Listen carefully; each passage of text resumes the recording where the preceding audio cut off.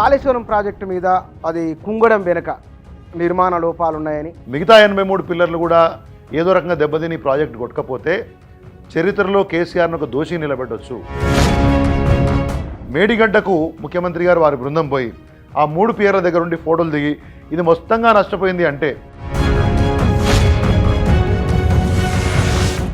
బెదిరే శ్రీరామ్ గారు వారు డెమో ఇచ్చారు దాని మీద. సిడబ్ల్యూసీ అనుమతి లేదు. బెదిరే శ్రీరామ్ గారి యొక్క ప్రసంగం మొత్తం అబద్ధాల పుట్ట. ప్రాణహిత గోదావరి కలిసిన తర్వాత డౌన్ స్ట్రీమ్ లో కట్టమని ఎవరు చెప్పారు? డౌన్ స్ట్రీమ్ గవర్నమెంట్ చెప్పిందా? సెంట్రల్ వాటర్ కమిషన్ ఏదైతే సిడబ్ల్యూసీ చెప్పిందా? కింద మొత్తం వ్యవసాయం నీళ్లు లేకుండా అయిపోయినాయి అని ఒక ఆర్గ్యుమెంట్ బీఆర్ఎస్ చేస్తున్నది. ఇది సరైందేనా? నేషనల్ డ్యామ్ సేఫ్టీ అథారిటీ పేరుతో ఎందుకు కాలం వెళ్ళవచ్చుతున్నారు? ఈ టెండర్ల ముచ్చట ఏమిటంటే టెండర్ ఎట్లా ఇస్తారు? కొందరు లెస్ అని చెప్తారు కదా. కడెం గేట్స్కి సంబంధించినటువంటి రిపేర్స్కి ఇవాళనే టెండర్ ఓపెన్ అయింది. 4.6%, 4.9% ఎక్సెస్కి ఓపెన్ చేసినారు. మరి రేవంత్ రెడ్డి గారు ఆ 4.9% తెలిసినట్టేనా? ఒక తెలిసినా ఇవాళ కావాలని మసిపూసి మారేడుకాయ చేసి కేసీఆర్ యొక్క ప్రతిష్టను మసకబార్చే ప్రయత్నమే కదా అంటున్నాను నేను. ఫైనల్గా ఎవరైతే దోషులు ఉంటారో వాళ్ళ పట్ల చట్టపరంగా చర్యలు తీసుకోవడం అనేది జరగబోతున్నది. అంటే నదిలోకి తీయకుండానే మొత్తం చూడకుండానే 2 రోజుల్లో రిపోర్ట్ ఇచ్చేస్తారు ప్రైమా ఫేసీగా. నమస్తే. కాళేశ్వరం ప్రాజెక్టు ఇవాళ రాష్ట్రంలో చర్చనీయాంశం. కాళేశ్వరం ప్రాజెక్టు విషయంలో గత ప్రభుత్వము చేసింది ఏమిటి, ఈ ప్రభుత్వం ఏం చేయాలనుకుంటున్నది, ఈ 2 విషయాలు తేలితే కనుక భవిష్యత్తు ఏమిటో అర్థమవుతుంది. బీఆర్ఎస్ నుంచి ఆర్గ్యుమెంటు కాస్త తక్కువ ఉన్నప్పటికీ విపక్షాల నుంచి ఇవాళ ఉన్న అధికార పక్షం విపక్షాల నుంచి వస్తున్న ప్రశ్నలు చాలా ఎక్కువ ఉన్నాయి. ఈ ప్రశ్నలకు బీఆర్ఎస్ ఇస్తున్న సమాధానాలు ఏమిటి? ఇరిగేషన్ సెక్టారు పైన, నిర్మాణ రంగం పైన అవగాహన ఉన్న నాయకులు బీఆర్ఎస్లో కొద్దిమంది ఉన్నారు. అందులో శ్రీధర్ రెడ్డి గారు ఒకరు. వారు మన దగ్గర ఉన్నారు. కాళేశ్వరం ప్రాజెక్టు, దానిపై వస్తున్న ప్రశ్నలు ఏమిటి, ఆ ప్రశ్నలకు సమాధానాలు తెలుసుకుందాం. అనగా నమస్కారం. నమస్తే. కాళేశ్వరం ప్రాజెక్టు మీద అది కుంగడం వెనుక నిర్మాణ లోపాలున్నాయని, అవినీతి ఉన్నదని, అది దానివల్లే కుంగిందనేది కాంగ్రెస్ పదే పదే పదే చెప్తున్నమాట. ఇప్పుడు కాంగ్రెస్ ప్రయత్నం, వాళ్ళ ప్రభుత్వం వచ్చిన తర్వాత మీకు అక్టోబర్ 15నే ఈ దుర్ఘటన జరిగింది. ఆ 3 పియర్స్లో పగుళ్ళు వచ్చినాయి. ఒక ప్రాంతంలో కొద్దిగా కుంగుబాటు జరిగిందని చెప్పేసి ఇంజనీర్లు రిపోర్ట్ చేశారు. ఆ తర్వాత ప్రభుత్వం దాన్ని స్టడీ చేయమని చెప్పింది. ఇలా ఎలక్షన్ కోడ్ వచ్చింది, ఎలక్షన్స్ జరిగినాయి, కాంగ్రెస్ ప్రభుత్వం అధికారంలోకి వచ్చింది. జనరల్గా ఏదైనా ఒక ప్రభుత్వం అధికారంలోకి వచ్చినప్పుడు ఏం చేస్తాము, ఎనీ ఇన్కంబెంట్ గవర్నమెంట్ ఏం చేస్తుందంటే ఇటువంటి మేజర్ ప్రాజెక్టులో ఒక సమస్య వచ్చిందని తేలినప్పుడు ముందు ప్రాజెక్టు యొక్క సమస్యను సరిదిద్దే ప్రయత్నం చేసి సరిదిద్ది దాని లక్ష్యం ఏదైతే ఉందో దాని ద్వారా నీటిని మళ్ళీ మనం లిఫ్ట్ చేసుకొని రైతులకు ఏదో ఇద్దామనుకున్నామో వేరియస్ సోర్సెస్ ద్వారా ముందు ఆ పని చేస్తాం. కానీ రేవంత్ రెడ్డి గారి ప్రభుత్వం వచ్చిన తర్వాత తొలి రోజు నుంచి ఏం పట్టుకున్నారు, దీని వెనుక అవినీతి జరిగింది, ఆ కుంగడానికి కారణం కేసీఆర్మే, బీఆర్ఎస్ ప్రభుత్వమే, దాన్ని మేము సరిచేయము, అసలు మొత్తంగా ఈ 3టితో పాటు మిగతా 83 పిల్లర్లు కూడా ఏదో రకంగా దెబ్బతిని ప్రాజెక్ట్ కొట్టకపోతే చరిత్రలో కేసీఆర్ను ఒక దోషి నిలబెట్టవచ్చు, బీఆర్ఎస్ పార్టీని మొత్తంగా బదనాం చేయొచ్చు అనే లక్ష్యంతో కాంగ్రెస్ లేని బదనాం చేస్తున్నారా, లేకపోతే ఉన్న విషయం మాట్లాడుతున్నారా? ఉన్న విషయం మీకు తెలుసు, నాకు తెలుసు బుచ్చన్న. మీడియా మొత్తం ఇది పబ్లిక్ డొమైన్లో ఉంది, కనపడే ప్రాజెక్ట్ కదా. దీంట్లో మేము దాచిందేముంది? ఆ 3 పిల్లర్లు దెబ్బతిన్నాయనే విషయాన్ని దాచినామా? ఓ దగ్గర కుంగుబాటు జరిగిందనే విషయాన్ని దాచినామా? 86 పిల్లర్లలో 3 పిల్లర్లే దెబ్బతిన్నాయి, 83 పిల్లర్లు అట్లనే ఉన్నాయి. ఇక్కడ ఇప్పుడు మేడిగడ్డ కానివ్వండి, అన్నారం కానివ్వండి, సుందిళ్ళ కానివ్వండి, ఈ 3 కలిసి మొత్తంగా 283, 284 పిల్లర్స్ ఉన్నాయి. దాంట్లో 3 పిల్లర్లు ఓవరాల్గా చూసుకుంటే అన్నారంలో సుందిళ్ళలో కూడా బుంగలు వచ్చినాయి. బుంగలు కాదు, ఓన్లీ మొన్న అన్నారం ప్రాజెక్ట్ని state level dam safety panel అని ఒక 20-30 మంది అధికారులు మొత్తంగా అందరూ కలిసి ఒక 50 మంది పోయి చూసి వచ్చినారు. అక్కడ సర్ప్లేస్లో ఒక దగ్గర చిన్న సీపేజ్ వస్తూ ఉంది. ఆ సీపేజ్ని రెగ్యులర్గా ఈ ప్రాజెక్టులలో వచ్చేటువంటి సాంకేతిక సమస్యల్లో భాగంగా వస్తుంటాయి. దాన్ని గ్రౌటింగ్ తోటి అరికట్టొచ్చు, అంటే పెద్ద ఎత్తున కాంక్రీటింగ్ గ్రౌటింగ్ చేస్తారు, ఆ గ్రౌటింగ్ ద్వారా అరికట్టొచ్చు అని చెప్పేసి ఆ పోయిన డ్యామ్ సేఫ్టీ ప్యానలే చెప్పింది. సో అన్నారంలో సుందిలలో మీకు ఇబ్బందులు లేవు. 2016లో వచ్చి అప్పుడే మొదలై అది కమిషన్ అయ్యి ఒక 10 ఏళ్ళు కాలే 20 ఏళ్ళు కాలేదు. అయ్యి కాగానే ఈ సమస్య రావడాన్ని ఏమనాలి, ఎట్లా అర్థం చేసుకోవాలి? ఇప్పుడు నేనేమంటున్నానంటే ఖచ్చితంగా నిర్మాణ సందర్భంగా అనుసరించినటువంటి యొక్క డిజైన్ అనుకోండి, లేకపోతే అదర్ ప్రాక్టీసెస్ అనుకోండి, what ever terminology the irrigation engineers use, అప్పుడు ఒకళ్ళిద్దరు ఇంజనీర్లు చూసింది కాదు కదా, దానికి ఒక సెంట్రల్ డ్రాయింగ్ ఆర్గనైజేషన్ ఉంటుంది, మల్టీలేయర్డ్ చెక్ అంటే వివిధ దశల్లో దాన్ని చెక్ చేస్తారు, సెంట్రల్ వాటర్ కమిషన్కి వీళ్ళకు పంపిస్తారు. ఇవన్నీ చూసిన తర్వాతనే కదా డిజైన్లను అప్రూవ్ చేస్తారు. అన్ఫార్చునేట్లీ ఈ యొక్క 3 పిల్లర్ల యొక్క ప్రాంతంలో ఇబ్బంది వచ్చింది, కాదనట్లేదు. కానీ ప్రపంచ చరిత్రలో కానీ కాదు, మన తెలంగాణ రాష్ట్రం ఉమ్మడి ఆంధ్రప్రదేశ్ చూస్తే కూడా గతంలో కడెం ప్రాజెక్టు 2 సార్లు కొట్టుకొని పోయింది. రాజశేఖర రెడ్డి గారు జలయజ్ఞం మొదలుపెట్టిన తర్వాత అనేక ప్రాజెక్టులు, మీకు వరంగల్ జిల్లాలో ఒకటి గుండ్లవాగ్ అని ఉంటుంది, అది కొట్టుకుపోయింది. తర్వాత మిగతా కొన్ని ప్రాజెక్టులు కొట్టుకొని కొట్టుకుపోయింది. కానీ అవి ఇప్పుడు కాళేశ్వరం తెలంగాణ లైఫ్ లైన్ అని, కాళేశ్వరం వరల్డ్ రికార్డ్, ఎందుకంటే ప్రపంచంలో ఈ తరహా లిఫ్ట్ ఎక్కడ లేదన్నారు. అంటే ప్రపంచంలో లేని ఒక లిఫ్ట్ మనం కట్టినప్పుడు దాని అంచనాలు ఎక్కువ ఉన్నాయి. గత ప్రభుత్వం ప్రచారం కూడా పెద్ద ఎత్తున చేసింది, దానికైన ఖర్చు కూడా అంతలాగే ఉన్నప్పుడు సహజంగా చర్చ జరుగుతుంది దాని మీద, లేని చెప్పట్లేదు. కానీ నువ్వు అన్ని డబ్బులు పెట్టిన ప్రాజెక్టు అనే ఆనకట్టలు అవి అంత బలహీనంగా ఉంటే ఎట్లా? నిర్మాణం అంటే డిజైన్లో ఒకటి కూర్చోనా, నేను ఏమంటున్నా అంటే మీరు టోటల్ ప్రాజెక్ట్లో 4% ఆఫ్ ద ఏరియా చూస్తున్నారు. 1,00,000 కోట్లని మనం రమారమి సుమారుగా రౌండ్ ఆఫ్ చేసుకుంటే ఇప్పటివరకైనా ఖర్చు, టోటల్ కాళేశ్వరం ప్రాజెక్ట్ ఏం చెప్పినారు అనేక సార్లు ఈ మధ్య హరీష్ రావు గారు కానీ మిగతా పెద్దలు, దాంట్లో 3 బ్యారేజీలు ఉన్నాయి, 15 రిజర్వాయర్లు ఉన్నాయి, తర్వాత 19 సబ్స్టేషన్స్ ఉన్నాయి, గ్రావిటీ కెనాల్స్ 1531 కిలోమీటర్స్ ఉన్నాయి, టన్నెలింగ్ కెనాల్స్ ఉన్నాయి, 98 కిలోమీటర్స్ ప్రెజర్ మెయిన్స్ ఉన్నాయి. ఇవి కాక సో మెనీ అదర్ కాంపోనెంట్స్. అంటే మొత్తంగా కాళేశ్వరం ప్రాజెక్టులో 100 కాంపోనెంట్స్ ఉన్నాయి. 100 కాంపోనెంట్స్లో ఒక కాంపోనెంట్ మేడిగడ్డ బ్యారేజ్. ఆ మేడిగడ్డ బ్యారేజ్లో కూడా 3 పియర్స్ అవుట్ ఆఫ్ 86 పియర్స్. అంటే మొత్తం 1,00,000 కోట్లు అని ఖర్చు మనం అనుకుంటే రౌండ్ ఆఫ్, ఈ బ్యారేజ్ ఖర్చు 3,250 కోట్లు ఏదో ఉంది. అంటే 3.724% ఓవరాల్ ఎక్స్పెండిచర్లో ఉన్న దాన్ని మీరు మొత్తం ప్రాజెక్టు వైఫల్యంగా చూపించే ప్రయత్నం కాంగ్రెస్ పార్టీ చేస్తూ ప్రజలను మెబ్బపెడితే వాస్తవాలు తెలియజెప్పాల్సిన బాధ్యత మా మీద ఉంది కదా. మేడిగడ్డకు ముఖ్యమంత్రి గారు వారి బృందం పోయి ఆ 3 పియర్ల దగ్గర ఉండి ఫోటోలు దిగి ఇది మొత్తంగా నష్టపోయింది అంటే, మరి అన్నారం పోండి రేవంత్ రెడ్డి గారు, సుందిళ్ళ పోండి ఉత్తమ్ కుమార్ రెడ్డి గారు, ఈ 15 రిజర్వాయర్ల దగ్గరికి పోండి, పంప్ హౌసెస్ దగ్గరికి పోండి, సబ్స్టేషన్స్కి దగ్గరికి పోండి, 21-25 పంప్ హౌసెస్ ఉన్నాయి, సబ్స్టేషన్స్ దగ్గరికి పోండి. ఆ తర్వాత మీకు వచ్చి రంగనాయక్ సాగరు, మల్లన్న సాగరు, కొండపోచమ్మ సాగరు, వీటి దగ్గరికి పోండి. ఈ 1531 కిలోమీటర్స్ గ్రావిటీ కెనాల్ ఉంది, దాంట్లో పోండి, టన్నెల్స్ ఉన్నాయి, ప్రెజర్ మెయిన్స్ ఉన్నాయి. అక్కడికి పోయి అవన్నీ కేసీఆర్ గారు బ్రహ్మాండంగా చేశారనే విషయాన్ని ఎందుకు చెప్పరు? ఇక్కడ బదనాం చేద్దాం అనుకున్న వాళ్ళు మిగతా 96% బ్రహ్మాండంగా ఉంటే ఈ 4%లో కూడా కొంతమేరకు మాత్రమే, మరి 96% సంపూర్ణంగా మంచిగా ఉంటే వీటిని మంచిగా ఉంది అని మాట్లాడే మనసు మీకు ఎందుకు రావట్లేదు? కాళేశ్వరం ప్రాజెక్ట్ నిర్మాణంలో కేసీఆర్ గారి యొక్క ఆలోచన విధానంతో పాటు, వారికి ఉన్న కమిట్మెంట్తో పాటు, తెలంగాణ ఇంజనీర్ల యొక్క, తెలంగాణ ప్రజల యొక్క ఆకాంక్షలు, శ్రమ, ధనం ఎంతో ఉంది. ఆ మొత్తం అచీవ్మెంట్ని మీరు ఇవాళ అవమానపరిచే ప్రయత్నం చేయడము, ఒక పార్టీ మీద కేసీఆర్ గారి లాంటి ఒక నాయకుని మీద మీరు కక్ష పెట్టుకొని, కోపం పెట్టుకొని దాన్ని సాధించాలని చెప్పి మొత్తం చరిత్రనే మసిపూసే ప్రయత్నం చేయడం అనేది ఇప్పుడు నేషనల్ డ్యామ్ సేఫ్టీ అథారిటీ వాళ్ళు చేసిన సూచనలు కొన్ని ఉన్నాయి, అక్కడ ఏమేమి జరిగింది ఏందనేది. తర్వాత బెదిరే శ్రీరామ్ గారు వారు డెమో ఇచ్చారు దాని మీద, సిడబ్ల్యూసీ అనుమతి లేదు అని, తుమ్మిడియట్టే అనుకూలంగా ఉన్నది, అక్కడ నీళ్లు లేవని చెప్పడం అబద్ధము అని. తర్వాత ఈ ప్రాజెక్టులో ఆది నుంచి గందరగోళం, అనుమానాలే, ఈ విధంగా వారి మొన్న 2 రోజులు 3 రోజుల కింద నేను ఏమంటున్నా అంటే వెదిరే శ్రీరామ్ గారి యొక్క ప్రసంగం మొత్తం అబద్ధాల పుట్ట.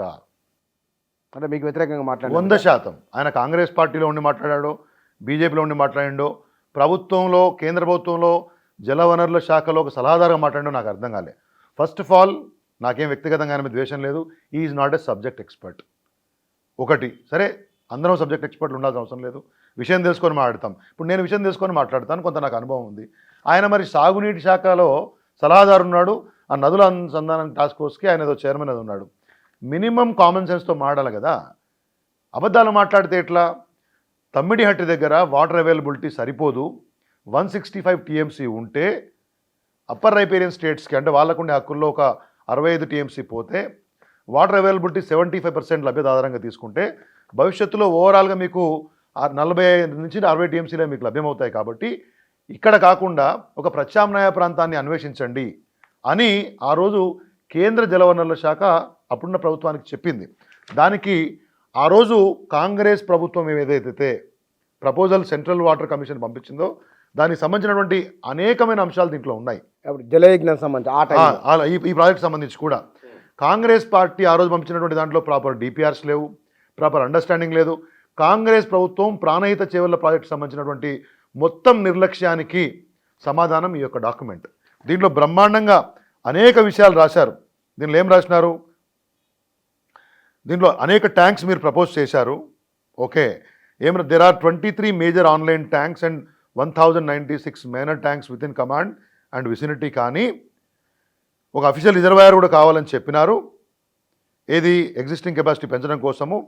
కానీ దీనికి బేసిక్ ప్లానింగ్ లేదు, నో కమాండ్ మ్యాప్. అంటే ఏ ప్రాంతం దీంతో కమాండ్ ఏరియా అంటారు, అంటే ఇరిగేట్ ఏరియాను, ఆ కమాండ్ మ్యాప్ లేదు. ఆ కమాండ్ మ్యాప్ పంపించమని చెప్పేసి చెప్పారు. ఇదేది 2008లో వీళ్ళు పంపించినటువంటి 13 ఫిబ్రవరి 2008, 12 జూలై 2008లో ఆ రోజు పంపించినటువంటి యొక్క డాక్యుమెంట్స్కి ప్రాపర్ డిపిఆర్ లేదు 22 జూలైకి వీళ్ళు చాలా విషయాలు చెప్పారు. దీంట్లో ఈ ఒక్కదాన్ని నేను కొద్దిగా డీటెయిల్ చేస్తాను. ఏమంటే వాళ్ళు ఏం చెప్పారు, the canal capacity provided in existing project may not be sufficient for additional water conveyance and vised. Only water transfer 160 TMC has been stated in the report and no elaboration has been made on the monthly distribution. అంటే వాళ్ళు ఏం చెప్పారంటే 160 TMCలను మేము అక్కడి నుంచి divert చేసుకొని వాడుకుంటామని చెప్పారు తప్ప ఎగ్జిస్టింగ్ కెనాల్స్ని చూపించారు. ఆ కెనాల్స్ సరిపోవు, ఆర్టిఫిషియల్ రిజర్వాయర్ అన్నారు, ఎక్కడ ప్రతిపాదిస్తున్నారో చెప్పలేదు, మీరు మాకేమీ డీటెయిల్స్ ఇవ్వలేదని చెప్పారు. హైడ్రాలజీకి సంబంధించి చెప్పారు. However there are no details of the same have been given in the report. అంటే చాలా విషయం చెప్తూ హైడ్రాలజీ సంబంధించిన రిపోర్ట్స్ మీ దగ్గర లేవని చెప్పారు. No yield series for the link project has been provided with the report. Yield series ఇవ్వలేదని చెప్పారు. సప్లై ప్యాటర్న్ ఇవ్వలేదని చెప్పారు. అదే చెప్పుకుంటూ క్రాపింగ్ ప్యాటర్న్ అనేది చెప్పలేదని చెప్పారు. అంటే నేను చెప్పేదంటే బేసికలీ ఓవరాల్గా లాస్ట్కి ఏం చెప్పారు, the computations for net benefits for stabilised command already receiving irrigation and new command. అంటే కొత్త ఆయకట్టు స్టెబిలైజ్ కావాల్సినటువంటి ఆయకట్టుకు సంబంధించి should be done separately while computing the benefit from this project. అంటే ఈ మొత్తం కాంపోనెంట్స్ ఏదో వాళ్ళు డిజైన్ చేసుకున్నారో వాటికి సంబంధించినటువంటి పూర్తి సమాచారం లేకుండా తప్పులు తడకగా పంపిస్తే దాన్ని మొత్తం కూడా రీడ్రా చేయమని చెప్పేసి ఆ రోజు ఇదెవరు పంపించినారు, బేసికలీ కేంద్రీయ జల ఆయోగ్ సించాయి ఆయోజన్ దక్షిణ్ నిర్దేశాలయ్ వాళ్ళు పంపించినారు. ఆ 2008 తర్వాత నుంచి 14 వరకు తట్టెడు మన్ను ఎత్తిపోయలేదు అక్కడ ప్రాజెక్టులో. మన ప్రభుత్వం అంటే బీఆర్ఎస్ పార్టీ ప్రభుత్వం వచ్చింది. ప్రభుత్వం వచ్చిన తర్వాత కేసీఆర్ గారు ఏం చేసినారు, ఆ రోజు ఉన్నటువంటి ఇరిగేషన్ శాఖ మంత్రి గారు హరీష్ రావు గారు, ఇవాళ భారతీయ జనతా పార్టీలో ఉన్నటువంటి ఈటెల రాజేందర్ గారు, అప్పుడు ఆయన ఫైనాన్స్ అండ్ ప్లానింగ్ మినిస్టర్ ఉన్నాడు. తుమ్మల నాగేశ్వరరావు గారు ఇవాళ కాంగ్రెస్ ప్రభుత్వంలో ఉన్నారు. ఆయన అప్పుడు roads and buildings, women and child welfare మినిస్టర్గా ఉన్నారు. వాళ్ళు ముగ్గురు కలిసి ఆ మంత్రివర్గ ఉపసంఘం చేసినటువంటి యొక్క విషయం తేల్చింది ఏంటంటే తమ్మిడిహట్టి దగ్గర వచ్చేటటువంటి వాటర్ మనకు సఫిషియంట్ కాదు. సెంట్రల్ వాటర్ కమిషన్ కూడా అదే విషయం చెప్పింది. మహారాష్ట్ర ప్రభుత్వం నుంచి మనకు అనుమతులు రావట్లేదు. 152 మీటర్స్ దగ్గర కడితేనేమో సబ్మర్జెన్స్ ఉందని చెప్తున్నారు. 148కి వాళ్ళు మొండిపట్టు పట్టుకొని ఉన్నారు. అయినా పూర్తి స్థాయిలో మనకు నీటి లభ్యత లేదు. కాబట్టి ఇటు కాళేశ్వరం దిగువన ముందు కట్టమని చెప్పారు. అప్పుడు ఆ రిపోర్ట్ ఆధారంగా నిపుణుల రిపోర్ట్ ఆధారంగా అంటే ప్రాణహిత గోదావరి కలిసిన తర్వాత డౌన్ స్ట్రీమ్ లో డౌన్ స్ట్రీమ్ చెప్పిందా సెంట్రల్ వాటర్ కమిషన్ ఏదైతే చెప్పిందా సెంట్రల్ వాటర్ కమిషన్ యొక్క సూచనల మేరకు మన దగ్గర నిపుణుల సంఘము మంత్రివర్గ ఉపసంఘము పరిశీలించి ఇక్కడికి వస్తే అక్కడ 165 TMC అని చెప్తున్నారు. కానీ యాక్చువల్గా 45 to 60 TMC కూడా అవకాశం ఉండట్లేదు. కాబట్టి ఇక్కడైతే 284 TMC వరకు మనం అవైలబిలిటీ ఉంటుంది. దాన్ని మనం లిఫ్ట్ చేసుకోవచ్చు అని చెప్పేసి ఇక్కడ కట్టి అక్కడి నుంచి మనం అన్నారం, సుందిల్ల, ఆ తర్వాత శ్రీపాదెల్లంపల్లి, ఆ తర్వాత రిజర్వాయర్లు, కథా కార్ఖానా, మిడ్ మానేర్ నుంచి మిగతా ప్రాజెక్టులకి రిజర్వాయర్లకు వెళ్తుంది. ఈ రకంగా మనం ప్లాన్ చేసుకున్నాం. నేనేమంటున్నా అంటే ఇక్కడ ఎక్కడ తప్పు చేసింది బీఆర్ఎస్ ప్రభుత్వము? మీరు చేద్దామనుకున్న దానికి మేము చేద్దామనుకున్న ఎంత తేడా ఉంది? 36 లక్షల సెంట్రల్ డిజైన్ ఆర్గనైజేషన్ వాళ్ళు తుది నిర్ణయం చెప్పకముందే తుది నిర్ణయం చెప్పకముందే ఇమ్మీడియట్గా ఉన్నదాన్ని తాత్కాలికంగా అన్నదాన్ని తీసుకొచ్చి దాన్నే ఫైనలైజ్ చేసుకున్నారనేది కూడా ఒక ఇప్పుడు చెప్పడానికి ఎన్నైనా చెప్పొచ్చు. ఈ ప్రాజెక్టుకు సంబంధించినటువంటి అన్ని అనుమతులు ఎవరిచ్చారు? కేంద్ర ప్రభుత్వం ఇచ్చింది. Every report right from hydrology నుంచి మొదలుపెట్టి, డ్రాయింగ్స్ నుంచి మొదలుపెట్టి, వాటర్ డైవర్షన్ నుంచి మొదలుపెట్టి, ఆ తర్వాత స్టోరేజ్ కెపాసిటీ 141 TMC పెట్టాము ఓవరాల్గా అన్నీ కలిపి. అవంతా కలిపి రిపోర్ట్ అంతా కూడా 3 years కదా మొత్తం ప్రాజెక్ట్ నడిచింది. 3.5 yearsలో మొత్తం కేంద్ర ప్రభుత్వానికి పోయిన తర్వాతనే కదా అన్ని విషయాలు కంప్లీట్గా అయినాయి.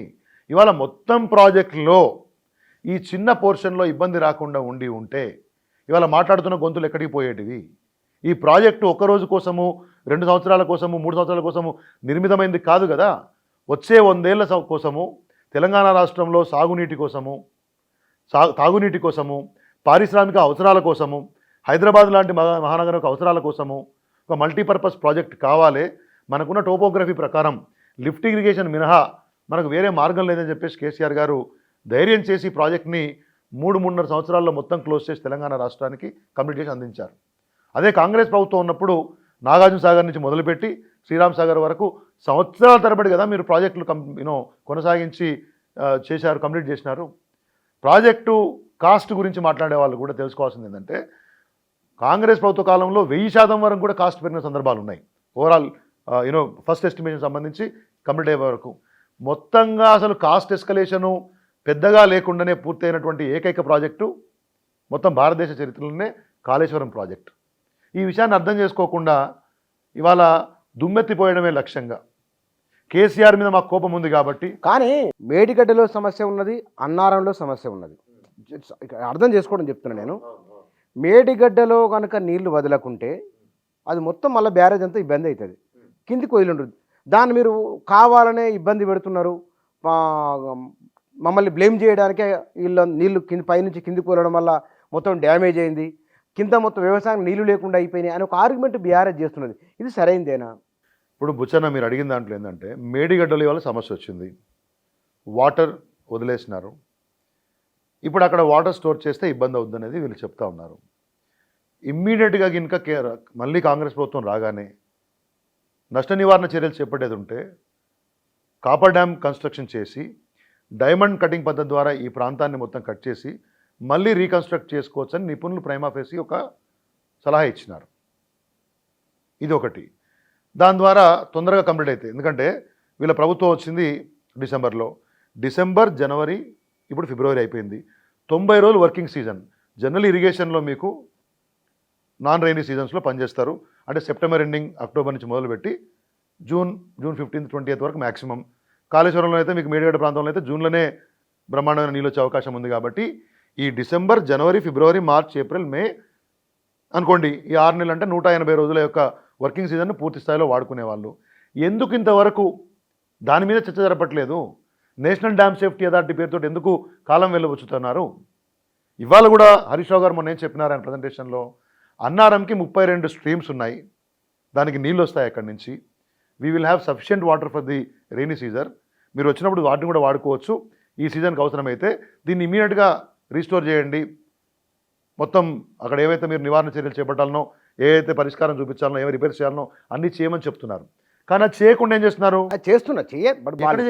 జరుగుతున్నాయి. మేము పోయించిన మొన్న మేడిగడ్డకి అక్టోబర్ 15వ తారీఖు 20 ఏదైతే ఇబ్బంది వచ్చిందో ఆ రోజు నుంచి ఇవాళ వరకు ఏం యథాతథ స్థితి ఉంది. ముఖ్యమంత్రి గారు పోయి వచ్చినారు అనుకోండి. దాంట్లో రెండు అంశాలు ఉన్నాయి. ఒకటి, ఎల్ఎన్టీ సంస్థకు మొత్తం పని పూర్తయింది, ఫైనల్ ఎంబీ ఇచ్చిరంటే ఎంబీలు లేవట వాళ్ళ దగ్గర. మీరు చూడండి, దాంట్లో వచ్చింది. అంటే మెజర్మెంట్ బుక్కే లేనప్పుడు ఒక అక్షరదోషం పడిందట. 1,00,000 కోట్ల ప్రాజెక్టుకు డీటీపీ చేసేటప్పుడు అక్షరదోషం పడొచ్చునా? అది నిర్లక్ష్యం అనాలా? దాన్ని ఏమనాలి? నేనేమంటున్నా, ఒకటి గుర్తుపెట్టుకోండి. Basically how the structure is, ఆ ప్రాజెక్టులో defect liability period, total completion certificate ఇచ్చిన తర్వాత ఒక 2 years 3 years whatever agreement is there, generally 2 years ఉంటుంది. ఆ డిఫెక్ట్ లయబిలిటీ పీరియడ్లో ఏం సమస్యలు వచ్చినా సంబంధిత ఏజెన్సీ దాన్ని రీస్టోర్ చేయాలా, అది అగ్రిమెంటు. అప్పుడు ఇంజనీర్లు ఏం చెప్పినారు, మేము కంప్లీట్గా ఇవ్వలేదు, ఎల్ఎన్టీఏ చేయాలని చెప్పినారు. లేదు మేము చేసేది లేదు, డబ్బులు ఇవ్వమని ఎల్ఎన్టీ అంటుంది. 400 crores 460 crores అంచనా వేసి ఇచ్చారు వాళ్ళు, కాపర్ డ్యాము, కార్ఖానా కలిసి. మనం 1,00,000 కోట్లు పెట్టి ప్రాజెక్ట్ పెట్టినామని చెప్తున్నారు కదా ఓవరాల్గా.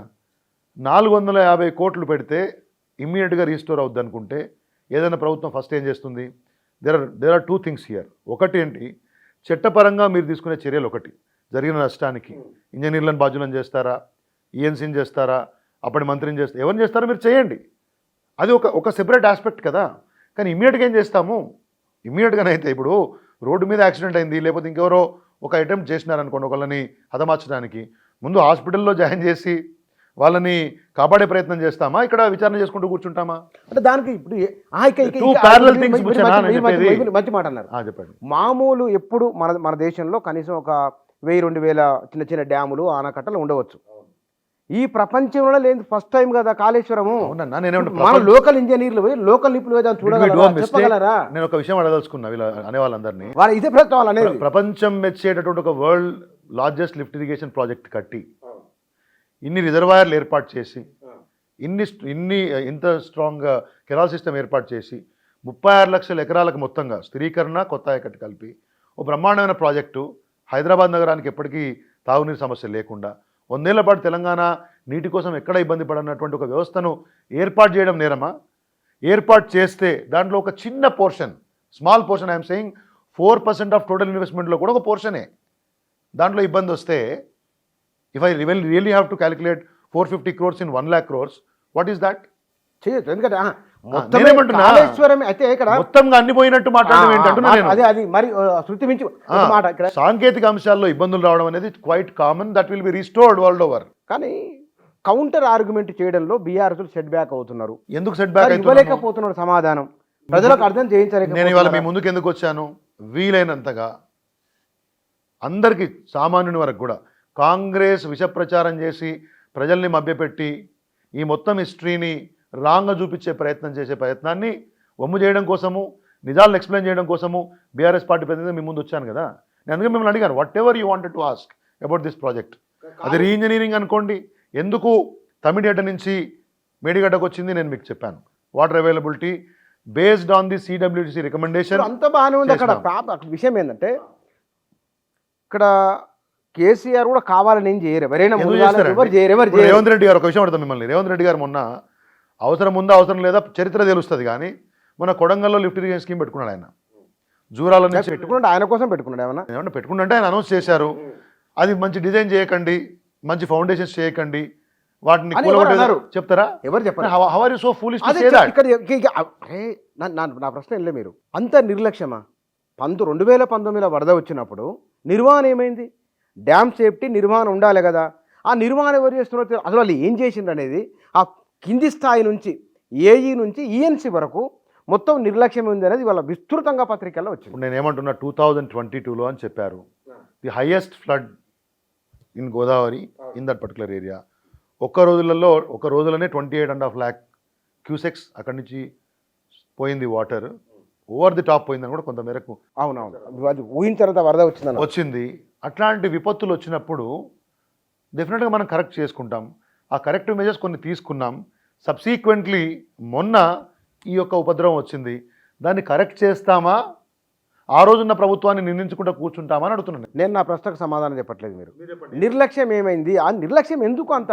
2022లో విచిత్రం ఏంటంటే, కాళేశ్వరం కట్టినప్పటి నుంచి వరదలే వస్తున్నాయి. దానికి అవును విపరీతం ఫ్లడ్ వచ్చింది. 2019లో ఆఫ్రాన్ మొత్తం ఎగిరిపోయిందట. అది మొదలు తర్వాత చెప్పండి ఎగిరిపోయిందట. మరి నిర్వహణ చూసే వాళ్ళు చూసి చెప్పాలి కదా. పైన గవర్నమెంట్కి పైదాకా ఆఫ్రాన్ మొత్తంగా కూడా ఎగిరిపోతే దాన్ని రీస్టోర్ చేయకుండా ఏ ఇంజనీర్ ఉండడు. That was restored. ఇనిషియల్గా ప్రాజెక్ట్ ఎప్పుడైతే కమిషన్ అవుతుందో ఫస్ట్ 1 year 2 yearsలో వేరియస్ కాంపోనెంట్స్లో కానీ ఓవరాల్ స్ట్రక్చర్లు అక్కడక్కడ ఇబ్బందులు వస్తుంటాయి. వాటిని రెగ్యులర్గా అరెస్ట్ చేస్తూ వస్తూ ఉంటారు. ముందు ఆప్రాన్ మొత్తం ఉన్నటువంటి బ్లాక్స్ పోతే పెట్టలేదు, చేయలేదు, ప్రతోడు అడవి చూసినట్టు చెప్తా ఉన్నారు. It is not correct. Basically దాన్ని రీస్టోర్ చేసినారు. ఈవెన్ ఆఫ్టర్ దట్, ఆ రీస్టోరేషన్ తర్వాత కూడా పిఎస్లో ప్రాబ్లం వచ్చింది. ఆప్రాన్ దగ్గర వచ్చిందా? పిఎస్లో ప్రాబ్లం వచ్చింది బికాజ్ ఆఫ్ వేరియస్ ఇష్యూస్. అవి ఏంటనేది ఎన్డీఎస్ఏ రేపు పొద్దున పూర్తి స్థాయి దర్యాప్తు చేయనివ్వండి. మాకు కొంత అండర్స్టాండింగ్ బేసిక్గా ఇంజనీర్లు చెప్పే దాని మీద ఉన్నా కానీ వాళ్ళు రేపు పొద్దున విచారణ చేయబోతారు కాబట్టి విచారణ అంశాలు మనం మాట్లాడదాం. కానీ ఇక్కడ విషయము టెక్నికాలిటీ కాదు, విషయము తప్పు జరిగింది కాబట్టి రీస్టోర్ చేద్దామనే ఉద్దేశంతో జరగట్లేదు. ఈ తప్పునంతా కేసీఆర్ మీద నెట్టాలి.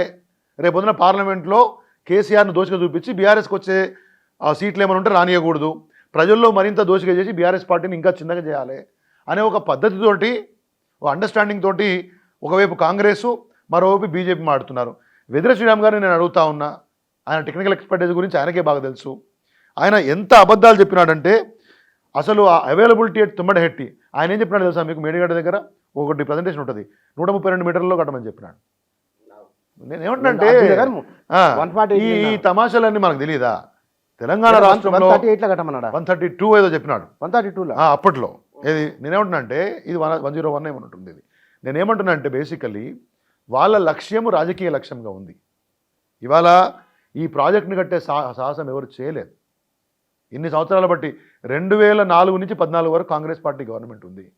33 ప్రాజెక్టులు రాజశేఖర రెడ్డి గారు జలయజ్ఞంలో తీసుకున్నారు. 2 ప్రాజెక్టులు కంప్లీట్ చేశారు 10 సంవత్సరాల్లో, 2 ప్రాజెక్టులు. బీఆర్ఎస్ ఎన్ని చేసింది 10 ఏళ్లలో మీకు తెలుసు కదా. You have seen Kaleshwaram completion. మీరు ఎన్ని వేల కదా కాగుమొన్న చెప్పింది కాళేశ్వరం మీద ₹1.5 ఖర్చు అయితే దాని ప్రయోజనం రూపాయి కూడా లేదు అని కాగ్ చెప్పింది. నేను చెప్తున్నా అంటే కాగ్ రిపోర్ట్ ప్రతి సంవత్సరము వస్తుంది కదా. కాగ్ రిపోర్ట్ని సక్సెసివ్ గవర్నమెంట్స్ అన్నీ కూడా ఎవరు కూడా కాగ్ రిపోర్ట్ని ప్రామాణికంగా తీసుకోవద్దని నేనట్లే. కాగ్ దట్ ఉంటుందంటే నేను ఐడియల్ కండిషన్స్ మాట్లాడతారు. మనకి ఇంకా బజాజ్ బైక్ అమ్మినప్పుడు వాడు ఏం చెప్తాడు, 120 ఎన్ని కిలోమీటర్లు చెప్తారు, 70, 80 చెప్తారు కదా. నేను ఐడియల్ కండిషన్స్లో ఇంత వేగం పోతే, ఇంత గాలి వేగం ఉంటే వాడు ఫ్యాక్టరీ కండిషన్లో చెప్తారు. సాధారణంగా మనం బయటికి వెళ్తే వచ్చే మైలేజ్ వేరేలాగా ఉంటుంది. కాగ్ ఎప్పుడు కూడా నాకున్న బేసిక్ అండర్స్టాండింగ్ ప్రకారం సాధారణ పరిస్థితుల్లో వేసేటువంటి లెక్కలు, ఎక్స్ట్రీమ్ కండిషన్స్లో వాళ్ళు ఎప్పుడు కూడా ఏ విషయాన్ని చర్చించారు. ప్రభుత్వాల యొక్క లక్ష్యం ఎప్పుడు కూడా ప్రజలకు సాగునీరు అందించాలా, తాగునీరు అందించాలా. కొన్నిసార్లు కాస్ట్ లెక్కకు రాదు. మీరు ఒక విషయం చెప్తాను, మైనర్ ఇరిగేషన్లో 60-70 వేల రూపాయలు ఏదో హెక్టర్కి లెక్క పెడతారు. మొన్న నాకు తెలిసి దీనికి రేషియో తీసినప్పుడు జనరల్లీ కాస్ట్ బెనిఫిట్ రేషియో ఇక్కడ ఎంత ఉంది తెలుసా మీకు? Benefit to cost 1:1.87. రూపాయి ఖర్చు పెడితే ₹1.87 ఫలితంగా ఉంది. అరే మీరేసిన లెక్క, మేము కాదు, వరల్డ్ ఓవర్ చేసే లెక్క పద్ధతి అది. మీరు ఎప్పుడు కూడా ఒరిజినల్ కాస్ట్ చూడరు. కాళేశ్వరంలో సార్ ఒకటి, you can never recover the original cost and immediate basis. మీరు ఒక ప్రాజెక్ట్ కట్టడం కోసం పెట్టినటువంటి మొత్తం ఖర్చు యొక్క ఇంట్రెస్ట్ అండ్ మెయింటెనెన్స్ కాస్ట్ని తీసుకొని దాని మీద బేస్ చేసుకొని లెక్క తీస్తారు. కానీ చాలామంది ప్రభుత్వాలు ఏం చేస్తున్నారు, 1,00,000 కోట్లు, ఇన్ని ఎకరాలు డివైడ్ అట్లా చేస్తారా? 100 ఏండ్లకు ఉంటుంది కదా ఇది, మరి అప్పుడు వచ్చే అవుట్పుట్ కాదా? Basically cost can never be seen. ఇక్కడ సందర్భం వచ్చింది కాబట్టి మీకు కొంచెం దీని మీద బహుశా అవగాహన ఉన్నట్లుంది. ఏది కాంట్రాక్టర్ ఎట్లా పనిచేసిన అనే దాని మీద కొద్దిగా చూస్తుంటారు కదా. కొంత లెస్ టెండర్లు వేస్తారు. నా కాళేశ్వరంలో ఎల్ఎన్టీ విషయంలో గందరగోళం ఉంది. మరి ఈయన లెస్ కేసిండా ప్లస్ కేసిండా ఎట్లా వేసిండో అది తెలియదు. కానీ ఈ టెండర్ల ముచ్చట ఏమిటంటే టెండర్ ఎట్లా వేస్తారు? కొంత లెస్ అని చెప్తారు కదా. ఇప్పుడు ఒకటి సార్, ఇప్పుడు బేసికల్లీ ఒక ప్రాజెక్టు మీరు గవర్నమెంట్ టెండర్ ప్రపోజ్ చేసింది అనుకోండి, బిడ్డర్స్ వస్తారు. ఉన్న బిడ్డర్స్లో కొంతమంది లెస్ వేస్తారు. అంటే everybody has their own understanding. వాళ్ళ కంపెనీకి ఏదైతే పడతలు అవుతుందో మన మాటలు చెప్పుకోవాలంటే, ఇప్పుడు ఒక 100 కోట్లకు మీరు టెండర్ పిలిచినారనుకోండి, ఒకటి 99 కోట్లకి వేస్తాడు, ఒకటి 98 కోట్లకి వేస్తాడు, ఒకటి 90 కోట్లకి వేస్తాడు. ఒకవేళ ప్రాజెక్టు అట్లా లేదు అనుకుంటే అప్ టు 5% ఏదో ఎక్సెస్ అలౌ చేస్తారనుకుంటాను. కొంతమంది ఎక్సెస్ వేస్తారు. బేస్డ్ ఆన్ ది వచ్చిన టెండర్లలోంచి L1 లోయెస్ట్ బిడ్డర్ని జనరల్గా కన్సిడర్ చేస్తారు. ఆఫ్టర్ ది టెక్నికల్ బిడ్ అయిపోయిన తర్వాత ఫస్ట్ ఈజ్ టెక్నికల్గా వాళ్ళు చెక్ చేస్తారు. అది అయిపోయిన తర్వాత ప్రైస్ బిడ్, టెక్నికల్ బిడ్ అంటారు. అంటే సాంకేతికంగా ఈ ప్రాజెక్ట్ నిర్వహించడం కోసం ఇంత శక్తి ఉండాలి, ఇన్ని వేల క్యూబిక్ మీటర్ల కాంక్రీట్ చేసి ఉండాలి, ఇంత ఎర్త్ వర్క్ చేసి ఉండాలి, ఇంత పలానా ఎలక్ట్రికల్ ఎక్స్పెండిచర్ ఉండాలి, ఎలక్ట్రికల్ వర్క్ ఉండాలి, దానికి కావాల్సినటువంటి మెజర్మెంట్స్ ఏదో పెడతారు. అది సాటిస్ఫై అయితే అప్పుడు ప్రైస్ బిడ్లో అవకాశం ఉంటుంది. ప్రైస్ బిడ్లో ఉన్న L1ని టెండర్కి అలో చేస్తారు. వాళ్ళతో అగ్రిమెంట్ చేసుకొని వర్క్ కమెన్స్మెంట్ చేస్తారు. That will go on. దీంట్లో కొన్ని చోట్ల వచ్చినటువంటి బిడ్స్లో ఎక్సెస్ ఉంటే దాని ప్రభుత్వం ఏం చేస్తుంది, వాళ్ళ కడెం గేట్స్కి సంబంధించినటువంటి రిపేర్స్కి ఇవాళనే టెండర్ ఓపెన్ అయింది. 4.6% 4.9% ఎక్సెస్కి ఓపెన్ చేసినారు. మరి రేవంత్ రెడ్డి గారు ఆ 4.9% తినేసినట్టేనా? Based on the topographical conditions, సమస్యలు, ఆడ ఉండేటువంటి కాస్ట్ ఇంకరెన్స్, ఇవన్నీ చూసుకొని కంపెనీలు టెండర్లు ఇస్తారు. మేడిగడ్డ విషయంలో L&T ఏం చేసింది? ఇప్పుడు మేడిగడ్డకి L&T is the construction company అనుకోండి. They have constructed it. 2 years వరకు డిఫెక్ట్ లయబిలిటీ పీరియడ్ ఉంటుంది.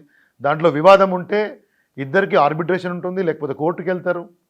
నేనేమంటున్నా అదే ఇలాంటి చెప్తున్నా వాళ్ళు మీకు. మాకు సంబంధం లేదని చెప్తున్నారు వాళ్ళు, మేము కట్టము. ఇప్పుడు వాళ్ళు సంబంధం లేదని వాళ్ళు చెప్తున్నారు, సంబంధం ఉందని సంబంధిత ఇంజనీర్లు చెప్తున్నారు. కరెంట్ గవర్నమెంట్ దాన్ని ఎస్టాబ్లిష్ చేయండి, what is right what is wrong. మొన్న ఉత్తమ్ రెడ్డి చెప్పారు కదా, మేము 400 కోట్ల పైసలు ఆపేసినాం ఎల్ఎన్టీ కానీ. ఆ పని చేస్తూనే ఉన్నావు కదా, రీస్టోర్ చేయమెందుకు? The problem is that.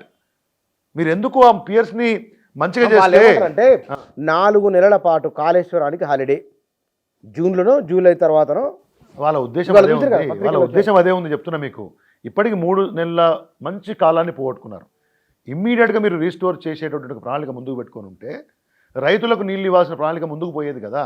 ఎందుకు అట్లా చేస్తూ ఉన్నారు? Even then now don't waste the time. మళ్ళీ ఇప్పుడు 4 నెలల సమయం ఇస్తాను ఎన్నిక పోయింది చెప్తున్నారు. అనుకోండి, మళ్ళీ పుస్తకం కొట్టుకొని పోయేది మళ్ళీ అంటారు కదా. ఇప్పుడు నేనేమంటున్నా అంటే ఎన్డీఎస్ఏను మీ గవర్నమెంట్ వచ్చి 3 నెలలు అయింది.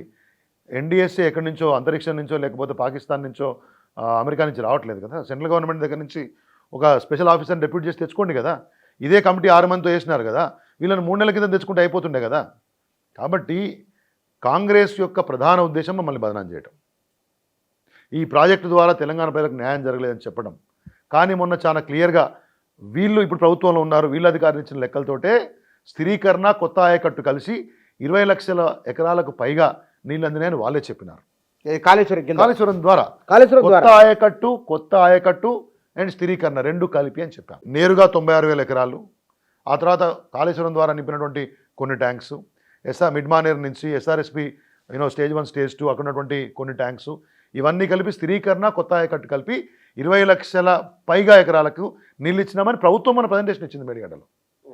కాబట్టి దాని ద్వారా పెరిగినటువంటి మత్స్య సంపద ఎంత, దాని ద్వారా పెరిగినటువంటి ఆయకట్టు ఎంత, అలర్ట్ సెక్టర్స్ ఎంత పెరిగినాయి, ఇంత వాతావరణం ఎట్లా పెరిగింది, ఆయకట్టు క్రియేట్ కాలేదని చెప్తారు. ఆయకట్టు అంటే ఏంటంటే basically any project when you start head works చేస్తారు. ఫస్ట్ బ్యారేజో డ్యామో కడతారు, ఆ తర్వాత కెనాల్స్ ఏర్పాటు చేస్తారు, మెయిన్ కెనాల్స్ తర్వాత డిస్ట్రిబ్యూటర్ చేస్తారు, డిస్ట్రిబ్యూటర్ చేసిన తర్వాత మైనర్స్ సబ్ మైనర్స్ చేస్తారు. అంటే పిల్ల కాలువల దాకా వెళ్ళాలి, పంట దగ్గరికి వెళ్ళాలంటే మ్యాక్సిమం కంప్లీట్ చేసినాం మేము.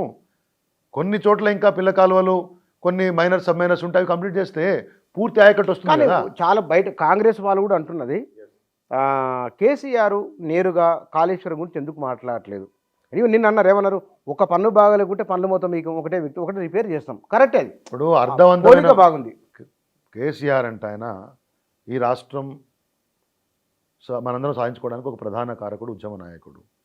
10 ఏళ్ల పాటు ఈ రాష్ట్రాన్ని పూర్తి స్థాయిలో ప్రతి క్షణం ఆయన మేధస్సు అనుకోండి, ఆయన శ్రమ అనుకోండి, ఆయన ఆలోచన విధానం అనుకోండి, ఆయన దూరదృష్టి అనుకోండి, అన్ని రకాలుగా సాగునీటి రంగం, తాగునీటి రంగం, వ్యవసాయం, పాడి పరిశ్రమ, మత్స్య పరిశ్రమ, కుల వృత్తులు, ఇండస్ట్రీసు, ఐటీ సెక్టర్, సంక్షేమ రంగం, పేదవాళ్ళు, గ్రామాలు, పట్టణాలు, హైదరాబాద్ నగరం, కొత్త పెట్టుబడుల యొక్క ఇన్వెస్ట్మెంట్ అట్రాక్షన్ కానివ్వండి, ఇవన్నీ ఒక ప్రణాళికాబద్ధంగా చేసిన తర్వాత ఇవాళ ఒక ప్రాజెక్టులో ఒక చిన్న లోపం గురించి అర్థం లేనట్టు తెలిసినవాడు తెలియనివాడు ఉద్దేశపూర్వక విమర్శలు చేస్తున్న ప్రధాని గవర్నమెంట్లో మాట వాళ్ళకి తెలియదు. నేనేమంటున్నా, ఉత్తమ్ కుమార్ రెడ్డికి, రేవంత్ రెడ్డికి తెలియదా, తెలియకుండా మాట్లాడుతున్నారు. తెలిసి ఉంటే ఒక తెలిసినా ఇవాళ కావాలని మసిపూసి మారేడుకాయ చేసి కేసీఆర్ యొక్క ప్రతిష్టను మసకబార్చే ప్రయత్నమే కదా అంటున్నాను నేను. 20 లక్షల ఎకరాలకు పైగా ఆయకట్టు వచ్చిందని నీ అధికారులే చెప్తారు, మీరు మాత్రం 1 ఎకరాకు నీళ్ళు ఇవ్వలేదంటారు. ఈయన ముఖ్యమంత్రి గారేమో 90,000 ఎకరాలకే నీళ్ళు ఇచ్చారు అని చెప్పి ముఖ్యమంత్రి గారు చెప్తారు. రంగనాయక సాగర్ నుంచి నీళ్లు వదిలిపెడుతూ కొండా సురేఖ గారు ఏం చెప్తారు, ఈ ఒక్క రిజర్వాయర్ నుంచే 110,000 ఎకరాలకు నీళ్లు ఇచ్చిపెడుతున్నామని చెప్తారు. ఉత్తమ్ కుమార్ రెడ్డి గారు 3-4 రిజర్వాయర్ల పరిధిలో 2 లక్షలు 3 లక్షల ఎకరాలు ఆయన చెప్తాడు. అంటే మీకు ఒక అండర్స్టాండింగ్ ఉందా, మీరు ఏం చెప్పదలుచుకున్నారు? మీరు మల్లన్న సాగర్ అన్నారు, మరి మొత్తంగానే కలిపితే 90,000 ఎకరాలు అయితే కొండా సురేఖ గారు 110,000 ఎకరాలు ఒక్క రిజర్వాయర్కి ఎట్లా చెప్తారు? So basically you have a wrong attitude towards this. అంటే మీకు మీ ఆలోచన విధానమే ఈ ప్రాజెక్టు పట్ల ఒక దుర్బుద్ధితో ఉందనే విషయాన్ని నేను తెలంగాణ ప్రజలకు మీ ద్వారా చెప్పదలుచుకున్నా బుచ్చన్న. అంటే ఇవన్నీ చెప్పి ఇక్కడ చెప్పండి. మనం కాళేశ్వరం, మేడిగడ్డ, అన్నారం, సుందిల్లా అవి ఏమిటి, ఆనకట్టలు కట్టుకొని కొన్ని నీళ్ళు మాత్రమే. కానీ రిజర్వాయర్ల మాదిరిగా 20 టీఎంసీలు ఉంచితే అది ఉండేది కాదు, దానికి స్వభావం అది కాదు అన్నారు. ఎందుకు అట్లా అన్నీ నీళ్ళు ఉంచాల్సి వచ్చింది? అవి శ్రీశైలం రిజర్వాయర్, నాగనసారి రిజర్వాయర్ కాదు, ఆనకట్టలు అంతే, అవి నీళ్ళు ఎత్తిపోసుకోవాలి అవతలకి, అంతే, స్టోరేజ్ కోసం కాదు కదా. ఇప్పుడు మనకి బేసికల్లీ అక్కడ డ్యామ్స్ కట్టలేం కాబట్టి బరాజెస్ నిర్మించుకున్నాము, రివర్ బెడ్లోనే రిజర్వాయర్లుగా పెట్టుకొని పూర్తి అవసరాల కోసం, తెలంగాణ అవసరాల కోసం వాడుకుందామని చెప్పినాము. దానికి అనుగుణంగానే నిపుణులను సంప్రదించి దానికి అనుగుణంగానే ఆ స్ట్రక్చర్స్ నిర్మించారు. కాబట్టి ఇవాళ మొత్తంగా అన్ని ప్రాజెక్టులు కలిపితే బ్యాక్ వాటర్ స్టోరేజ్ మన దగ్గర 141 TMC చెప్తున్నారు, 291 కిలోమీటర్స్ పేరు అన్ని ప్రాజెక్టుల యొక్క బ్యాక్ వాటర్స్ యొక్క స్టోరేజ్ కలిపితే. It's a history, basically it's an history. దాంట్లో ఒక్క దగ్గర చిన్న సాంకేతిక లోపం వస్తే ఈ మొత్తం వ్యవస్థను తప్పనడం అనేది ఎంత మేరకు తప్పు అని, ఎంత మేరకు రైట్ అని నేను అడుగుతా ఉన్నాను. అవునా కదా? ఇప్పుడు ఈ ప్రాజెక్ట్ మనం ఇనాగ్రేట్ చేసిన తర్వాత దగ్గర దగ్గర 3 సంవత్సరాలు అయిందా? ఒక సీజన్లో హైయెస్ట్ ఫ్లడ్ వచ్చిన తర్వాత కొన్ని రోజులకు వచ్చిన ఈ సమస్యలో ఒక చిన్న ప్రాంతంలో వస్తే దాన్ని రీస్టోర్ చేసుకొని నిర్మించిన వ్యవస్థను వాడుకుందామా, లేకపోతే కేసీఆర్ మీద కోపంతో బీఆర్ఎస్ పార్టీని ఎన్నికల రంగంలో చేయొద్దని, భవిష్యత్తు లేకుండా చేయాలని చెప్పి తెలంగాణ ప్రజలకు ద్రోహం చేస్తారా? ఈ రెండు కాంగ్రెస్ పార్టీ నిర్ణయించుకోవాలి. ఇవాళ వాళ్ళకి ఒత్తాసు పలుకుతున్న బీజేపీ నాయకులు మాట్లాడాలి.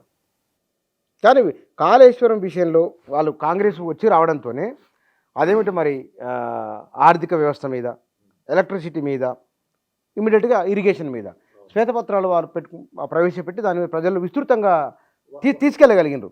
మీరు దానికి నిజంగానే ఈ 10 ఏళ్ల కాలంలో తెలంగాణలో వచ్చిన మారిపోయింది. అది కనబడేవి కొన్ని, కనబడనివి కొన్ని ఉన్నాయి, అప్పులు కనబడుతున్నాయి. మరి చెప్పినప్పుడు బీఆర్ఎస్ ఎందుకు వాటిని ఒక సైంటిఫిక్ అప్రోచ్ చూపించలేకపోతున్నారు? బ్రహ్మాండంగా చెప్పాము. వాళ్ళు శ్వేతపత్రం పెడితే మేము శ్వేతపత్రం రూపంలో తెలంగాణ రాష్ట్రంలో మీకు ఇంతకుముందే చెప్పాను, మొత్తం దేశంలోనే అన్ని ఆవాసాలకు తాగునీరు ఇస్తున్నటువంటి ఏకైక పెద్ద రాష్ట్రం తెలంగాణ. నేను చెప్పలే, కేంద్ర జలశక్తి శాఖ మంత్రి గజేంద్ర సింగ్ షెకావత్ గారు చెప్పి సర్టిఫికేట్ ఇచ్చాడు, పార్లమెంట్లో గొప్పగా చెప్పుకున్నాడు, వాళ్ళ ప్రభుత్వం యొక్క గొప్ప కూడా చెప్పుకున్నాడు. దాంట్లో ఫ్లోరైడ్ రక్కస్ని తరిమేశాం. ఇది ఒక మ్యాగ్నానమస్ చేంజ్ కాదా ఈ రాష్ట్రానికి సంబంధించినటువంటిది? ఇవాళ ఎంత ఆయకట్టు పెరిగింది, ఎన్ని లక్షల టన్నుల యొక్క పంట దిగుబడి పెరిగింది, తలసరి ఆదాయం దేశానికంటే, దేశ యావరేజ్ కంటే 100% పెరిగింది. 4.5 లక్షల కోట్ల గ్రాస్ స్టేట్ డొమెస్టిక్ ప్రోడక్ట్, రాష్ట్ర స్థూల ఉత్పత్తి మొన్న మా ప్రభుత్వం లాస్ట్ ఫైనాన్షియల్ ఇయర్ 13.5 లక్షల కోట్లకు చేరింది. ఐటీ ఎగుమతులు పెరిగినాయి, జీవన ప్రమాణాలు పెరిగినాయి. హైదరాబాద్ నగరంలో పెద్ద ఎత్తున ఇన్వెస్ట్మెంట్లు, దగ్గర దగ్గర 3 లక్షల కోట్ల ఇన్వెస్ట్మెంట్లు వస్తే 20 లక్షల జాబ్లు అదనంగా క్రియేట్ అయినాయి. అయినా బీఆర్ఎస్ ఎందుకు ఓడిపోయింది? బీఆర్ఎస్ పూర్తి ఏమన్నా బీఆర్ఎస్కు ఓడిపోవడానికి రకరకాల కారణాలు ఉండొచ్చు. నేను దాని గురించి వెళ్దామంటే పూర్తిసారి చర్చ చేయొచ్చు. కొన్నిసార్లు ప్రజల యొక్క అండర్స్టాండింగ్లో తేడా వచ్చినప్పుడు మేము ఇప్పుడు మీరు చెప్పినట్లు పూర్తి స్థాయిలో చేసిన డెవలప్మెంట్ని ప్రజల వద్దకు సరైన పద్ధతిలో తీసుకుపోలేకపోయినామేమో. కాంగ్రెస్ పార్టీ చేసిన విష ప్రచారాన్ని, అదే సామెత చెప్పినట్టు నిజం గడప దాటే లోపల అబద్ధం ప్రపంచం చుట్టూ వస్తుందని చెప్పేసి వాళ్ళు చేసిన విష ప్రచారాన్ని నమ్మారేమో, ఒక మార్పు ఏమో కోరుకున్నారేమో. మేమేమి దారుణంగా ప్రజల చేత తిరస్కరించబడలేదు కదా. Even today we have 39 MLAs, అంటే 30% పైగా ఎమ్మెల్యేలు శాసనసభలో మా ఎమ్మెల్యేలు ఉన్నారు. ఓన్లీ 1.79% తేడా మాత్రమే మాకు వాళ్ళ ఓట్లలో ఉంది. కాబట్టి మొత్తం గ్రేటర్ హైదరాబాద్ అంతా కూడా పూర్తి స్థాయిలో బీఆర్ఎస్ వైపే మొగ్గింది. కాబట్టి నేనేమంటున్నా, ఒక తీర్పు ప్రజలు ఇచ్చినప్పుడు వాటిని గౌరవిస్తాం, ఇంట్రాస్పెక్ట్ చేసుకుంటాం. ఒక మాట వాస్తవం, ఏదైతే విష ప్రచారం కాంగ్రెస్ పార్టీ చేసిందో దాన్ని బీట్ చేసే విధంగా మీరు చెప్పినట్లు నిజాలని పూర్తి స్థాయిలో చెప్పలేకపోయినాం అనేది మాత్రం వాస్తవం. దాంట్లో స్థానిక శాసనసభ్యులు విఫలమయ్యారా, పార్టీ యంత్రాంగం విఫలమైందా, ప్రభుత్వం విఫలమైందా, అది జరుగుతున్నాయి. కాళేశ్వరం విషయంలో మరి ఫర్దర్ స్టెప్ గవర్నమెంట్ చెప్తున్నది, దీనిపైన సిట్టింగ్ జడ్జితో విచారణ లేదా రిటైర్డ్ జడ్జి విచారణ చేయించడం ఒకటి, సిబిఐతో సమానమైన దాంతో దీనిపైన విచారణ చేయించడం అని, ఫైనల్గా ఎవరైతే దోషులు ఉంటారో వాళ్ళ పట్ల చట్టపరంగా చర్యలు తీసుకోవడం అని జరగబోతున్నది అనేది కాంగ్రెస్ వాళ్ళు చెప్తున్నమాట. బహుశా ఫైనల్ ఎక్కడ రావచ్చు అని మీరు అనుకుంటున్నారు, ఎక్కడ కన్క్లూడ్ కావచ్చు అనుకుంటున్నారు? నేనేమంటున్నా, మీరు we welcome it, rather we demand on behalf of BRS party. చాలాసార్లు చెప్పాను నేను, మీరు విచారణ చేయించండి. నేషనల్ డ్యామ్ సేఫ్టీ అథారిటీ అనేది గతంలో చాలా ప్రాజెక్టులు కొట్టుకుపోయిన సందర్భాల్లో పోలవరం డయాఫ్రమ్ వాళ్ళు కొట్టుకొని పోయింది, కాబల్ డ్యామ్లు కొట్టుకుపోయినాయి చాలాసార్లు. చాలా ప్రాజెక్టులు మీకు నర్మదాలో కమిషన్ అయిన 13-15 రోజులకి క్రాక్స్ వచ్చినాయి. ఇవాళ వరకు ఎక్కడ కూడా national dam safety authority report మీకు కనపడదు, చెక్ చేసినా దొరకదు. పోలవరం నుంచి రిపోర్ట్ రాదు. పోలవరము ఎప్పుడు స్టార్ట్ చేసినారు, ఇవాళకి కంప్లీట్ కాలేదు. మనం కాళేశ్వరం కంప్లీట్ చేసినాం. అట్లా మోర్బీ, నర్మదా, మన మోర్బీ గుజరాత్లో మోర్బీ దగ్గర ఒక చిన్న బ్రిడ్జ్ కూలిపోయింది, 130 మంది చచ్చిపోయినారు. దాని గురించి ఎవరి మీద చర్యలు ఉండవు. ఇట్లా నేను చెప్పుకుంటూ పోతే చాలా ఉన్నాయి. కానీ తెలంగాణ రాష్ట్రంలో ఈ సమస్య రాగానే నేషనల్ డ్యామ్ సేఫ్టీ అథారిటీ వస్తుంది ఎలక్షన్స్ కంటే ముందు. కనీసం కిందికి తీయకుండానే, అంటే నదిలోకి తీయకుండానే, మొత్తం చూడకుండానే 2 రోజుల్లో రిపోర్ట్ ఇచ్చేస్తారు ప్రైమా ఫేసీగా, ప్రాథమిక రిపోర్టు. సరే మళ్ళీ ఇప్పుడు వస్తా అంటున్నారు. నేనేమంటున్నా, మేము తప్పు చేయలేదు కాబట్టి, మేము ఎక్కడ కూడా ఉద్దేశపూర్వకంగా ఈ తెలంగాణ రాష్ట్రాన్ని బాగు చేయాలని కేసీఆర్ సంకల్పించారు. ఒక 100 ఏళ్ళకి బాగుండాలని చెప్పి ప్రయత్నం చేశారు. దాంట్లో ఒక చిన్న పోర్షన్లో ప్రాబ్లం వచ్చింది. వీ వెల్కమ్ ఆ ప్రోబ్ ఆన్ దిస్. మీరు చేయించండి. నేషనల్ డ్యామ్ సేఫ్టీ అథారిటీ ద్వారా పూర్తి స్థాయిలో విచారణ జరిపి ఎవరైతే దీనికి బాధ్యులు అనుకుంటున్నారో fix the responsibility and punish them, even if you want to recover the cost. కానీ తెలంగాణ ప్రజలకు ద్రోహం చేయకండి. తెలంగాణ రాజకీయ ప్రయోజనాల కోసము మీరు చేసింది కాబట్టి సరి చేస్తామని చెప్తున్నారు వాళ్ళు. ద్రోహం చేయడం మేము ఒక టీఆర్ఎస్ 10 ఏళ్ల కాలంలో 1,00,000 కోట్లకు పైగా జనం నెత్తిన రుద్దింది అప్పులు. దానివల్ల ప్రయోజనం తక్కువ, అప్పులు ఎక్కువ, కరెంటు బిల్లులు ఎక్కువ, వైబుల్ కాదు అది అని చెప్పి వాళ్ళు తుమ్మిడేటి కోసం చెప్తున్నారు వాళ్ళు. It's an investment for the future. భవిష్యత్తు కోసం అది ఒక పెట్టుబడి. మన సాగునీరు, తాగునీరు, పారిశ్రామిక, మన నగరాల యొక్క అవసరాల కోసం ఒక 100 ఏళ్ల కోసం పెట్టినటువంటి పెట్టుబడి అది. We have created asset. తెచ్చిన ప్రతి రూపాయిని తెలంగాణ రాష్ట్రం కోసం ఏ అప్పు తెచ్చినామో దాన్ని సంపద కింద కన్వర్ట్ చేసినాం. ఆ విషయాన్ని అర్థం చేసుకోవాలి. దానికి పెరిగిన ఆయకట్టు, పెరిగిన మత్స్య సంపద, వాటెవర్ నేను చెప్పింది మీకు, ప్యాడీ, వాటెవర్ అగ్రికల్చరల్ అవుట్పుట్, ఇవంతా సాక్ష్యము. గతంలో మీ అప్పుడు ఎందుకు లేదు? కాబట్టి 2004 నుంచి 14 ఏం జరిగిందో మీకు చెప్పినాం కదా. 1956 నుంచి 2014 వరకు కూడా మీరు క్రియేట్ చేసినటువంటి ఆయకట్టు తెలంగాణ రాష్ట్రంలో 46,72,000 ఎకరాలు, ఇంక్లూడింగ్ స్టెబిలైజేషన్. మా ప్రభుత్వం వచ్చిన తర్వాత 48,72,000 ఎకరాలు మొత్తంగా మేము క్రియేట్ చేసి ఆయకట్టు అంతా కలిసి. ఎవరు బాగా చేసినట్లు? ఇవాళ ఒకటి గుర్తుపెట్టుకోండి, అప్పు తెచ్చినారు. మీ ప్రభుత్వం వచ్చిన తర్వాత 3 నెలలు కాలే 10,000 కోట్ల అప్పు తెచ్చినాం. రేపు పొద్దున ₹1 అప్పు చేయకుండా పేరేంటి ఇప్పుడు మన కొడంగల్ ఎత్తిపోతల పథకాన్ని పూర్తి చేయగలుగుతారా? అప్పులు లేకుండా ఎవరు చేయలేరు. ఇప్పుడు నాబార్డ్ నుంచో, లేకపోతే జైకా నుంచో, లేకపోతే various power finance corporation, rural electrify corporation, ఎక్కడి దగ్గరలో పైసలు లేకుండా ప్రభుత్వం ఎట్లా నడుస్తుంది? కానీ తెచ్చిన అప్పులు ఎడబెట్టిన అనేది ఇంపార్టెంట్ కదా. కనబడతలేదా అండి? ఇంత 100 కాంపోనెంట్స్ కాళేశ్వరం ప్రాజెక్ట్ చూపించినాం. దగ్గర 35-36 వేల కోట్లు అని చెప్పినారు. పాలమూరు రంగారెడ్డి క్రియేట్ చేసినారు. ఇంకా అది పూర్తి కాలేదు కదా. అవుతుంది అంటే ఇప్పుడు అంతకుముందు 30 ఏళ్ళు, 40 ఏళ్ళు, 20 ఏళ్ళు అయినా కంప్లీట్ కాకపోతే కాంగ్రెస్ వాళ్ళు గొప్పలు చెప్పుకుంటారు. ఇదే ప్రాణహిత చేవెళ్లలో 1,456 కోట్ల రూపాయలు మొబిలైజేషన్ అడ్వాన్స్లు ఇచ్చినారు. బేసికల్ అప్పుడు ఏం చెప్పినారు? 0.5% సర్వే అండ్ ఇంకేదో అడ్వాన్స్ అని మొబిలైజేషన్ అడ్వాన్స్ చెప్పి దాన్ని 3.5%కి పెంచి 1,452 కోట్ల రూపాయలు, 58 కోట్ల రూపాయలు దొబ్బి 148-150 కోట్లు దొబ్బినట్టే కదా. 158 కోట్ల రూపాయలు ల్యాండ్ ఎక్విజిషన్ చేసి చూపించినారు. 32 మంది ఎత్తుపోయలేదు. హెడ్ వాష్ లేకుండా అడ్డగోలు కాలువలు ఏమైనా చరిత్ర వాళ్ళది? వాళ్ళకి అసలు మాట్లాడే హక్కు ఉందా? వాళ్ళే ఇంకా గోదావరి నీటిని నిజంగానే కాంగ్రెస్ పార్టీ ఇప్పుడు ఈ ప్రభుత్వము కాళేశ్వరం విషయంలో నిజంగానే చిత్తశుద్ధితో ఉందని మీరు ఎంతో కొంత మొత్తమే బదనాం చేయరు కదా. వాళ్ళ వైపు కూడా ఆలోచన చేయండి ఒకసారి. నేనేమంటున్నా, నేను వాళ్ళ వైపు నుంచి ఆలోచిస్తాను. జరసేపటికి మీరు రేవంత్ రెడ్డి అనుకుందాం, నేను ఉత్తమ్ కుమార్ అనుకుందాం. ఏం చేయాలి చెప్పండి? మనం జనరల్ గవర్నమెంట్ ఉన్న ఏం ఆడుకోవాలి? ఆడ 3 పియర్స్ దెబ్బతిన్నాయి భయ్. వర్షాకాలానికి నీళ్ళు అవును చేద్దామంటే టెక్నికల్ కమిటీ రావాలి, దాన్ని చెప్పాలి. ఎందుకు రాలే టెక్నికల్ కమిటీ ఇన్ని రోజులు అంటున్నా నేను. మీ ఉద్దేశం వేరుంది. That's what I'm trying to tell you. మీ intention is to ensure that ఆ ప్రాజెక్ట్ మొత్తం కొట్టకపోతే ఆయనతో మమ్మల్ని బదనాం చేయొచ్చు అనే బాధ తప్పితే మీకు వేరేది లేదు దీంట్లో. ఈవెన్ టుడే నేను 3 మాటలు చెప్తాను. ఒకటి, మీరు ఎవరిని మొన్న హరీష్ రావు గారు చెప్పినారు అన్నారంలో, మమ్మల్ని హింసించాలనుకుంటే హింసించండి కానీ తెలంగాణకు నష్టం చేయకండి. కాబట్టి ఆ ప్రాజెక్టులో ఉన్న ఇబ్బందికరమైన ఎక్కడైతే దెబ్బతిన్నదో రిస్టోర్ చేయండి. అన్నారంకి వాటర్ అవైలబిలిటీ ఉంది.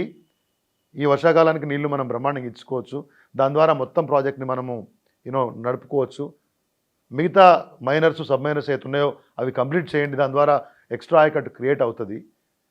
అంతేగాని ఇటువంటి మాటలు మీరు మాట్లాడి ఇబ్బంది పెట్టదని అంటున్నాం. అనండి, నేను రోజు ఇటువై ఏం పరిశాన్ అన్నది. మీరు తిట్టడానికే నిర్ణయించుకున్నట్టు ప్రతి విషయంలో తిట్టడము, బోల్తా పడటము. ఆర్థిక అంశాల విషయంలో బోల్తా పడ్డారు, ఇరిగేషన్ విషయంలో బోల్తా పడ్డారు, ఇంకేందో విషయాలు చెప్పారు, బోల్తా పడ్డారు. నేనేమంటున్నా, తప్పు జరిగి ఉంటే ఫిక్స్ ద రెస్పాన్సిబిలిటీ. కానీ రిపేర్ చేసి నీళ్ళు లేవు. మా నినాదం ఇంతే. Right sir. అందుకోసం మనం థ్యాంక్ యూ వెరీ మచ్. కానీ కాళేశ్వరం ప్రాజెక్టు విషయంలో ఒక భిన్నమైన చర్చ జరుగుతున్నది. కాళేశ్వరం ప్రాజెక్టు అది దాని వృధా అని పనికిరాదని అనడానికి వీలు లేదు. అది ప్రజల సొమ్ముతో కట్టింది, అది ప్రజల ఆస్తి. ఇవాళ కాకుండా రేపైనా సరే దాని పర్పస్ అనేది మరమ్మతులు రాకుంటే కనుక, ఇబ్బంది కాకుంటే కనుక ఈ సమ్మర్లో దాని ఉపయోగం చాలా చాలా ఉండేది. వెంటనే మరమ్మతులు చేసి ఆ నిపుణులతో దాంతో మాట్లాడించి చేయాల్సిన పనులు వెంటనే చేస్తే కనుక తప్పకుండా ఉపయోగపడుతుంది. ఇప్పుడు చేసిన పొరపాట్లు ఏమైతే ఉన్నాయో కాళేశ్వరంలో ఎక్కువ నీళ్లు ఉంచడం కానీ, నిర్వహణ లోపాలు కానీ, ఇవి సరిదిద్దుకుంటే కనుక తప్పకుండా భవిష్యత్తులో కాళేశ్వరం ప్రాజెక్టు తెలంగాణకు ఉపయోగపడేది. Thank you.